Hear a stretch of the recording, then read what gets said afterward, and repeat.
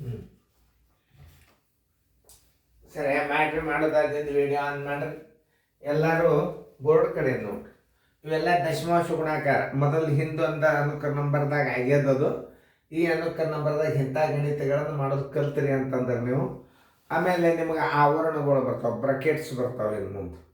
ಆ ಬ್ರಕೆಟ್ಸ್ ಆಗಿನ ಲೆಕ್ಕಗಳನ್ನು ನೀವು ಕಲ್ತು ವಿಷಯದ ಲೆಕ್ಕಗಳು ಸುಮ್ಮನೆ ಈಸಿಯಾಗಿ ಬಿಡಿಸೋದು ಹೋಗಿಬಿಡ್ತಾರೆ ನೀವು. ವಿಷಯದ ಲೆಕ್ಕ ಮೊದಲು ಮೇನ್ ಇವು ಬರಬೇಕು. ಮತ್ತು ನಿಮ್ಮ ವಿಷಯ ಲೆಕ್ಕದಾಗ ದಶಮಾಂಶ ಭಾಗಾಕಾರ ಬಂತು, ಭಿನ್ನ ರಾಶಿ ಕೂಡಿಸು ಬಂದು, ಕಳೆಯು ಬಂದು, ಒಟ್ಟು ಬಟ್ಟೆ ಉದ್ದ ಎಷ್ಟು ಅಂತ ಭಿನ್ನ ರಾಶಿ ಒಳಗೆ ಕೇಳ್ದ, ಬೇಡ ದಶಮಾಂಶದಾಗ ಕೇಳ್ದ ಅಂದ್ರೆ ಮೊದಲು ನಿಮ್ಗೆ ಇವು ಬೇಸಿಕ್ ಬರಬೇಕಲ್ಲ. ಇವು ಬಂದು ಅಂದ್ರೆ ಮುಂದಿನ ವಿಷಯದ ಲೆಕ್ಕಗಳು ತಾವೇ ಬರ್ತಾವೆ. ಮೇನ್ ಬೇಸಿಕ್ ಯಾವ್ದು ಕಲಿಬೇಕು ಅನ್ನೋದು ನಿಮಗೆ ನಾವು ತಿಳಿಸಿ ಹೇಳ್ತಿರ್ತೇವೆ. ನೀವು ಲಕ್ಷ್ಯ ಪಟ್ಟು ನೋಡಬೇಕು. ನಾ ಹೆಂಗೆ ತಿಳಿಸ್ತೀನಿ ನೋಡ್ರಿ. ನೀವು ಮಾಡಿರಿ, ಕರೆಕ್ಟ್ ಮಾಡಿರಿ, ತಪ್ಪು ಮಾಡಿರೋ ಚೆಕ್ ಮಾಡಿಕೊಡ್ರಿ.